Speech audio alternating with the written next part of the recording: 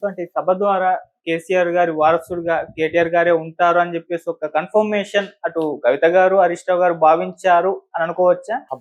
ఆ భావించబట్టే ఇప్పుడు వారసత్వ పోరాటం అనేది స్టార్ట్ అయింది. మా మా వాటా ఏందన్నది. ఇప్పుడు వాటా ఎక్కడ కావాలి? రాజకీయ వాటా కావాలా, ఆస్తులలో వాటా కావాలా, కేసీఆర్ వారసత్వంలో వాటా కావాలా అనేది ఇప్పుడు చాలా ఇంపార్టెంట్. ఇప్పుడు వాటా ఎక్కడ చూస్తున్నారు వీళ్ళు? ఇప్పుడు కవిత లిక్కర్ కేసులో పోయి వచ్చింది, కాళేశ్వరంలో కోట్లు సంపాదించారన్నారు, టెలిఫోన్ స్కామ్ ఉంది, గొర్రెల స్కామ్ ఉంది, మీకు విద్యుత్ ఒప్పందంలో స్కామ్ జరిగిందని చెప్పి చాలా రకాలుగా మనకు ఈ 1.5 year లో అనేక కమిషన్లు ఏర్పడ్డాయి. వీటన్నిటిలో ఇప్పుడు బీజేపీ కానీ కాంగ్రెస్ కానీ చాలా సహజంగా ఏం చెప్తుందంటే దోచుకున్న వాటాన్ని పంచుకోవడంలో గొడవలు వస్తున్నాయని చెప్తారు. కానీ ఈమె కొట్లాడుతుంది దేనికోసం? రాజకీయ వారసత్వ వాటా కోసం కొట్లాడుతుందా? ఆమెకు గుర్తింపు కోసం కొట్లాడుతుందా? రేపు ఆమె బయటకు వచ్చి మాట్లాడితే తప్ప ఇవన్నీ క్లారిటీ రాని అంశాలు. కానీ క్లియర్ గా అయితే ఒకటి కనపడుతుంది, హరీష్ రావు గారికి ఇక ఫర్దర్ గా రేపు ఒకవేళ అధికారం వచ్చినా ముఖ్యమంత్రి కేటీఆర్ అవుతాడు అనేది గతంలోనే ఒక ప్రయత్నం చేశారు కేటీఆర్ ని సీఎం చేయాలని, అందుకే వర్కింగ్ ప్రెసిడెంట్ వరకు తీసుకొచ్చి ఆపారు. సో రేపు అధికారం కనుక వస్తే కేసీఆర్ సీఎం ప్రమాణ స్వీకారం కూడా చేయడు, డైరెక్ట్ గా కేటీఆర్ నే సీఎం గా ప్రమాణ స్వీకారం చేపిస్తారు. సో అలాంటి పరిస్థితుల్లో మరి నా సంగతి ఏంది అనేది కవితకు కూడా ఉంటుంది కదా. ఎందుకంటే నేను జాగృతి పెట్టాను, నేను ప్యారలల్ గా పనిచేశాను, బతుకమ్మ పేరు మీద తెలంగాణలోకి వెళ్ళాను, పార్టీ గెలుపు వెనకాల నాది కూడా పావులొంతు ఉంటది అనేది ఆమె క్లెయిమ్ చేసుకుంటుంది. ఆ క్లెయిమ్ ని కేసీఆర్ పట్టించుకుంటాడా లేదనేది ఇప్పుడు తేలాల్సిన అంశం. హరీష్ రావు గారు మొన్న ప్రెస్ మీట్ లో మాట్లాడారు సార్, ఆయన మాత్రం కన్ఫర్మ్ ఒక క్లారిటీగా ఒకటి ఇచ్చేసారు. ఒకేలా కేసీఆర్ గారు కేటీఆర్ గారినే సీఎం చేయాలనుకుంటే, పార్టీలో ముందు ఉంచాలనుకుంటే నేను ఉంటాను, వెనకాల పనిచేస్తాను, నా కేసీఆర్ గారు లీడరు, ఆయన చెప్పిందే మాకు వేదం అన్నట్టు ఆయన చెప్పేశారు. సో ఇది పైన మాటలేనా లేకుంటే క్లియర్ గా ఆయన చెప్పింది? అలా చెప్పకపోతే రానియండి, కేటీఆర్ వస్తే ఎట్లా చూస్తా, తెలంగాణ భవన్ లోకి ఎట్లా ఎంటర్ అవుతారు చూస్తా, ఆ భవన్ కట్టిందంటే నాశనం ఉంది, మొత్తం గేట్ కానించే నా కార్యకర్తలు వచ్చి ధర్నా చేస్తారు అంటాడా? అనలేడు కదా హరీష్ రావు.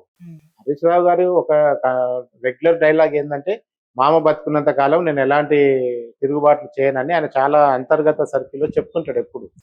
సో అంటే మామ బతుకున్నంత కాలం ఏం జరగదంటే, కేసీఆర్ అనేవాళ్ళు రాజకీయం నుంచో భూమి నుంచో అంతర్ధానం అయితే తప్ప ఈయన ఎప్పుడు తిరుగుబాటు చేయడనేది.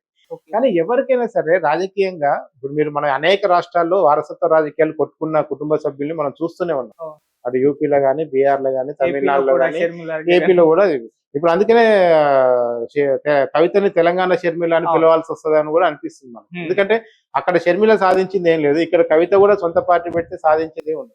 సేమ్ టైంలో ఇంకొక వ్యాంగిల్ ఏంటంటే, హరీష్ రావు తిరుగుబాటు చేయముందే కవితనే మనం తిరుగుబాటు చేపిస్తే బాగుంటుందని కేసీఆర్ ఫ్యామిలీలో కవితని బయటికి పంపిస్తారని కూడా చెప్తున్నారు.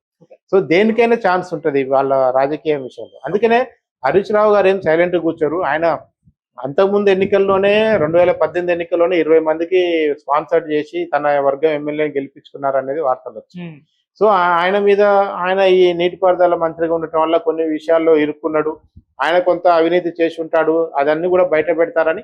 ఏమైనా ఈ కుటుంబం అంతా కూడా తాము చేసిన తప్పుల్ని తామే కప్పిపుచ్చుకోవడానికి ఒక ప్రయత్నం చేస్తున్నారు. లేదు కుదరకపోతే ఒకరిదొకరు బయట పెట్టుకుంటారు. ఆ బయట పెట్టుకునే క్రమంలో షర్మిల జగన్ విషయాలు బయట పెట్టినట్టు కవిత కేటీఆర్ సంబంధించిన విషయాలు ఏమైనా బయట పెడతా లేదంటే ఇక అదే గనక జరిగితే మనకు వచ్చే 3 సంవత్సరాల్లో బోల్డ్ అంతా మీడియాకు ఫీడ్ దొరుకుతుంది. అద్భుతమైన ఇంటర్వ్యూలు, అద్భుతమైన చర్చలు మీడియాకి మంచిగా పనికొస్తుంది. నిజంగా కవిత కనుక 10 ఏళ్లలో జరిగిన కేసీఆర్ పరిపాలన జరిగిన అవినీతి అక్రమాలు కనుక బయట పెడుతూ పోతే తెలంగాణ రాజకీయమే మారిపోతుంది మొత్తానికి.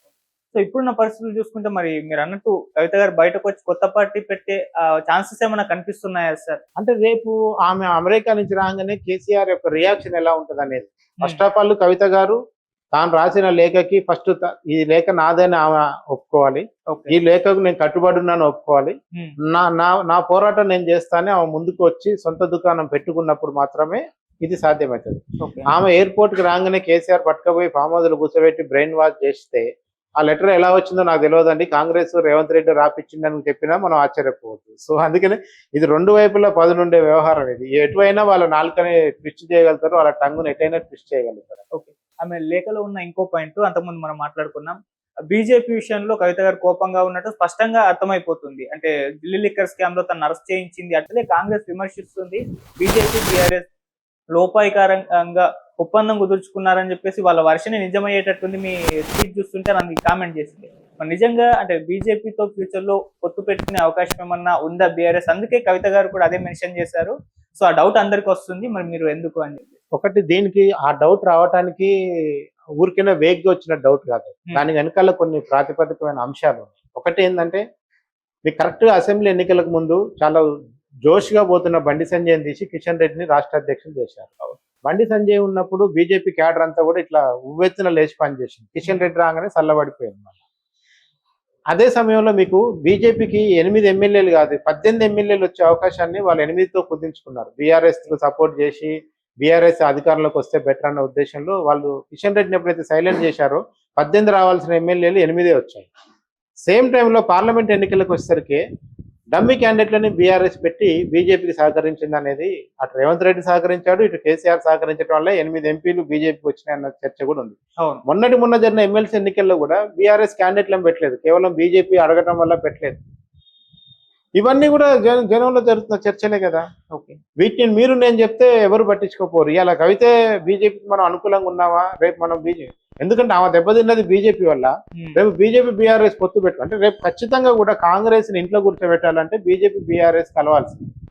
బీజేపీ కలిసి ఉత్తి బీజేపీ కలుస్తుందా, టీడీపీ కలవాలి, జనసేన కలవాలి, వీళ్ళందరూ కూడా ఉంటారు. సో అందుకని ఈ కూటమి అంతా కనుక మళ్ళీ తెలంగాణలోకి వచ్చి పోటీ చేస్తే అప్పుడు కాంగ్రెస్ వర్సెస్ కూటమి అనేలాగా ఉంటుంది. సో అందుకనే ఆమె ఏం భయపడుతుందంటే బీజేపీ వల్లనే కదా నేను జైలుకు పోయింది, అలాంటి బీజేపీతో మనం ఎట్లా పొత్తులో పోతాం వెళ్ళబోతాం అనేది ఆమె ఒక భయపడుతుంది. లేదు ఇదంతా ఒక స్ట్రాటజీ రేపు బీజేపీ, ఎందుకంటే ఒక దశలో కేసీఆర్ ని ఉపరాష్ట్రపతి చేస్తారు, కవితను కేంద్ర మంత్రి చేస్తారని కూడా గతంలో ఫస్ట్ గెలిచినప్పుడు కూడా మాట్లాడుకున్నారు. సో అందుకే బీజేపీతో సంబంధాలు అనేది బీఆర్ఎస్ తెంచుకోవడం కష్టం. వాళ్ళ హయాంలోనే ప్రాజెక్టుల అనుమతులు వచ్చాయి, వాళ్ళ హయాంలోనే స్కాములు జరిగినాయి. కానీ ఒక్కరోజు కూడా ఈడీ కేసీఆర్ ఇంటికి పోలేదు, ఒక్కరోజు కూడా ఈడీ ప్రశ్నించలేదు, కేటీఆర్ ఇంటికి పోలేదు, సంతోష్ ఇంటికి పోలేదు. ఇన్ని వేల కోట్ల ఆరోపణలు వచ్చిన కాళేశ్వరం విషయంలో కూడా ఇప్పటి వరకు కేంద్రం ఒక్క జోక్యం చేసుకోలేదు. సో అందుకనే వాళ్ళ బంధం బలంగానే ఉంది, ఇండైరెక్ట్ గానో డైరెక్ట్ గానో వాళ్ళ బంధం బలంగానే ఉంది. సో ఇదే కనుక కవిత యొక్క ఆవేదన నిజమైతే భవిష్యత్తులో ఆమెకి మద్దతు వచ్చే అవకాశం ఉంటుంది ప్రజల నుంచి. కవిత కూడా ఈ మొత్తం గేమ్ ప్లాన్ లో డ్రామాలో కనుక పార్ట్ అయితే ఈ కుటుంబం ఇంతేరా అని జనం అనుకుని సర్దు పెట్టుకునే అవకాశం ఉంది. సార్ కవిత గారు ఫీల్ అవుతున్నారు కానీ అంటే బీజేపీతో పొత్తు పెట్టుకొని నన్ను అరెస్ట్ చేయించిన బీజేపీతో పొత్తు పెట్టుకుంటున్నారేమో అని చెప్పేసి ఫీల్ అవుతున్నారు. కానీ ఏపీలో ఒక సందర్భంలో చూస్తాం చంద్రబాబు నాయుడు గారు అరెస్టు వెనకాల బీజేపీ ఉంది, బీజేపీ ప్రమేయం లేకుండా జగన్మోహన్ రెడ్డి గారు ఇటువంటి నిర్ణయం తీసుకోరని అప్పుడు బీజేపీతో మరి చంద్రబాబు నాయుడు గారు పొత్తు పెట్టుకొని అధికారంలోకి వచ్చారు. సో అటువంటి పరిస్థితి తెలంగాణలో కూడా చూడొచ్చు అంటారు. ఖచ్చితంగానే నేను ఏమంటున్నంటే బీజేపీ అనే పార్టీకి భారతదేశం మొత్తం ప్రతి రాష్ట్రంలో తన కాషాయ జెండా ఎగరాలనే ఎజెండా ఉంది, ఎవరికి నచ్చినా నచ్చకపోయినా.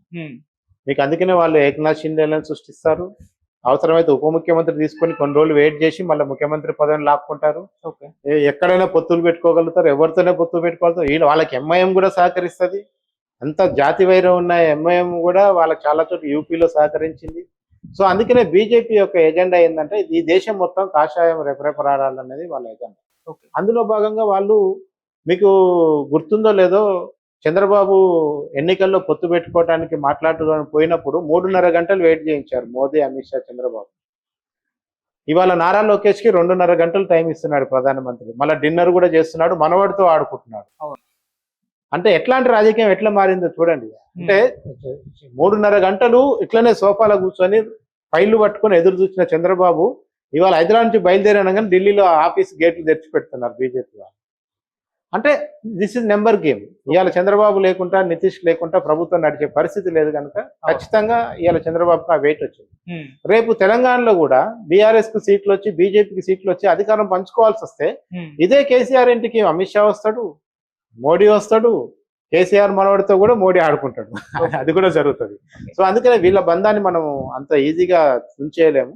కాంగ్రెస్ ని కనుక ఇప్పుడు కాంగ్రెస్ ఇద్దరికి శత్రువే, బీఆర్ఎస్ కి శత్రువే, బీజేపీ శత్రువే. సో ఒక ఉమ్మడి శత్రువుని కొట్టడానికి చేతులు కలపడానికి పెద్దగా వాళ్ళేమి వెనుకకు పోరు.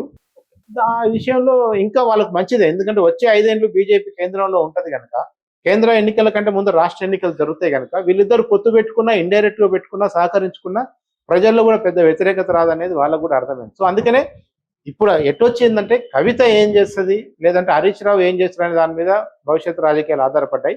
బీజేపీ అనేది వీళ్ళకి ఎప్పటి నుంచో ఫ్రెండ్షిప్ ఉంది, ఇప్పుడు కొంచెం బయటపడుతుంది అంతే.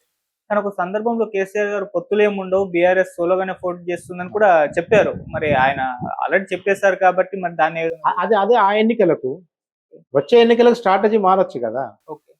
మీరు ఎవరితో పొత్తున్నా అన్నప్పుడు ఎమ్మెల్సీ ఎన్నికలు ఎందుకు పోటీ చేయలేదండి? మీకు ఎమ్మెల్సీ ఎన్నికల్లో ఎందుకు పోటీ చేయాలి? మీరు ఒక మొన్నటి దాకా అధికారం ఉన్న పార్టీ అవును. ఎమ్మెల్సీ ఎన్నికల్లో క్యాండిడేట్ ని పెట్టరా? అది ఎంత అప్రదిష్ట. మీరు ఎప్పుడో ఉద్యమం రోజుల్లో మీకు బలం లేదంటే మీరు పార్టీ క్యాండిడేట్ పెట్టలేదంటే అర్థం ఉంది. ఏది తెలంగాణ రాకముందు ఉద్యమం టైంలో ఓట్లు వేస్తారో ఎవరని టెన్షన్ ఉంటుంది. మీరు 10 ఏళ్ళు అధికారంలో ఉండి 63 సీట్ల నుంచి 84 సీట్లకు పెరిగి ఒక 20 మందిని జాయిన్ చేసుకొని 105తో నుండి మొన్న 36 సీట్లు గెలిచిన మీరు ఇవాళ ఎమ్మెల్సీ ఎన్నికలు ఎవరి కోసం మీరు త్యాగం చేశారు? బీజేపీ కోసమే చేశారు అల్టిమేట్ గా. ఓకే. సో మీరు ఏదో తెలంగాణ భవన్లో కూర్చొని దబాయింపు ప్రెస్ మీట్ పెట్టినంత మాత్రం జనానికి అర్థం కాకుండా పోతుందని అనుకోవద్దు. జనానికి అన్ని అర్థమవుతున్నాయి. అర్థం కాబట్టి మీరు ఇలా అధికారం కోల్పోయి కూర్చున్నారు. సో మళ్ళీ ఇలాంటి డ్రామాలు చేసి ఇండైరెక్ట్ డ్రామాలు చేస్తే మళ్ళీ ఒకసారి అలాంటి ఫలితాలు వస్తాయి. సార్ ఇప్పుడు ప్రజెంట్ పొజిషన్ చూసుకుంటే బీఆర్ఎస్ సోలోగా పోటీ చేస్తే తనకు ప్లస్ అవుతుందా, కూటమి కడితేనే ప్లస్ అవుతుందా? అంటే గతంలో ఇదే చంద్రబాబుని 100 తిట్లు తిట్టున్నాడు కేసీఆర్. చంద్రబాబు మరొక రూపంలో వచ్చి మళ్ళీ కబ్జా చేయబోతున్నాడు చెప్తున్నారు. ఇంకోవైపు రేవంత్ చంద్రబాబు శిష్యుడు అని చెప్తున్నారు. చంద్రబాబు రేవంత్ ఇద్దరు ఒకటే చేస్తారు, తెలంగాణ ఆగం చేస్తారని చెప్తారు. అట్లాంటి చంద్రబాబుతో ఎట్లా పొత్తు పెట్టుకోగలుగుతారు రేపు కూటమి పెట్టుకోవాలంటే? అంటే బీజేపీ ఇప్పుడు మొన్న కూటమి పొత్తు కూడా పవన్ కళ్యాణ్ వల్ల జరిగింది, కానీ చంద్రబాబుకి ఏం ఇష్టం లేదు. చంద్రబాబు సోలోకి పోయినా ఇదే అధికారం వచ్చేది, ఓ 10 సీట్లు తగ్గేదేమో, అంతే కదా. మొన్న ఏపీలో అధికారం ఖచ్చితంగా చంద్రబాబుకి వచ్చేది, పవన్ కళ్యాణ్ ఉన్నా లేకపోయినా. పవన్ కళ్యాణ్ ఉండటం వల్ల ఏమైందంటే జగన్ కి ఘోరమైన ఓటమి వచ్చింది. కొంచెం తక్కువ సీట్లతోని గెలిచేవాడు చంద్రబాబు, కానీ అధికారానికి సరిపడా సీట్లు అయితే టీడీపీకి వచ్చేవి, అల్టిమేట్ గా వచ్చేది. రేపు ఇక్కడ కూడా ఏమైందంటే నువ్వు చంద్రబాబు దొంగ ఎన్నో దిచ్చినావు చంద్రబాబుని ఎన్నికలకు ముందు. నీ ఇక్కడున్న సీమాంధ్ర ఓటర్లు రెచ్చగొట్టడానికి, తెలంగాణలో వాళ్ళని రెచ్చగొట్టడానికి మళ్ళొకసారి తెలంగాణ సెంటిమెంట్ వాడుకొని చంద్రబాబుని కేసీఆర్ తిట్టిన బూతులు ఎవరు తిట్టలేదు. అట్లాంటి చంద్రబాబుని తీసుకొచ్చి రేపు మళ్ళీ పోటీ చేస్తా అంటే జనం కూడా ఆలోచిస్తారు కదా. సో అందుకనే ఒకవేళ అలా కూడా చేయాల్సి వస్తే కూడా ఏదో ఒకటి చెప్తాడు. ఇక్కడున్న రేవంత్ రెడ్డి తెలంగాణ ఆగం చేస్తున్నాడు కనుక తప్పక సరిలో కూటమితో పొత్తు పోతున్నా కూడా ఏదో చెప్తారు. అప్పటికి ఏదో అల్లుతారు, కథ అల్లుతారు, పెద్ద విషయం కదా. సో ఏమైనా అది జనాన్ని ఎంతవరకు వాళ్ళు కన్విన్స్ చేయగలుగుతారు అనే దాన్ని బట్టి కూడా ఉంటది. ఇంకా దానికి చాలా టైం ఉంది, 3 సంవత్సరాల దాకా. ఓకే సార్, ఫైనల్ గా ఈ లెటర్ విషయానికి వచ్చేసరికి ఎలాగో మీరు 2 వర్షన్లు చెప్పారు.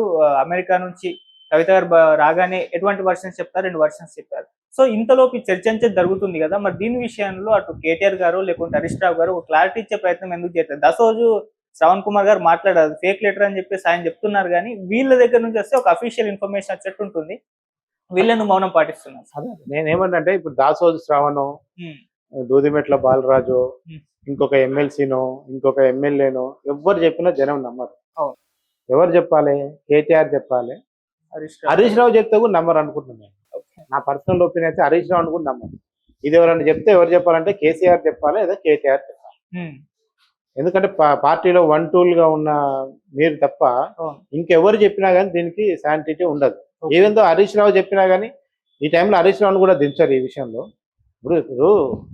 ఇప్పుడు ఒక రాజకీయ దుమార్లను చెలరేతున్నప్పుడు అధికార ప్రతినిధులని ఎమ్మెల్సీలను పంపి ఒక స్టేట్మెంట్ ఇప్పిస్తుంటారు. రేపు కవిత వచ్చి అవును నేనే రాసినంటే ఏమైపోతాడు, దాని శ్రావణన్న ఎట్టిపోతాడు పాపం. అందుకనే కేటీఆర్ గారు వాళ్ళ అధికార పత్రిక, ఇవాళ వాళ్ళ అధికార పత్రికలో వార్తే లేదు. కవిత రాసిన లెటర్ని అయితే వేయాలి కదా, మీకు అది నచ్చినా నచ్చకపోయినా అందులో ఉన్న సారాంశం అయితే వార్త అయితే అన్ని పేపర్లు బ్యానర్ ఐటమ్ రాసినాయి, ఫస్ట్ పేజ్ రాసినాయి. మీరు కూడా ప్రధాన పత్రిక తెలంగాణలో, మీరు ఎందుకు దాన్ని వార్తనే రాయరు దాన్ని?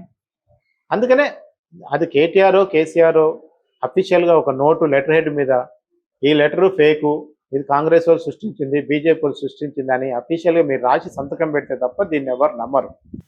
రెండోది కవిత కూడా వచ్చి ఎస్ ఇది నాదే అని చెప్పనన్నా చెప్పాలి, నాకు సంబంధం లేదు ఎవరో నా పేరు మీద రాశారని చెప్పాలి.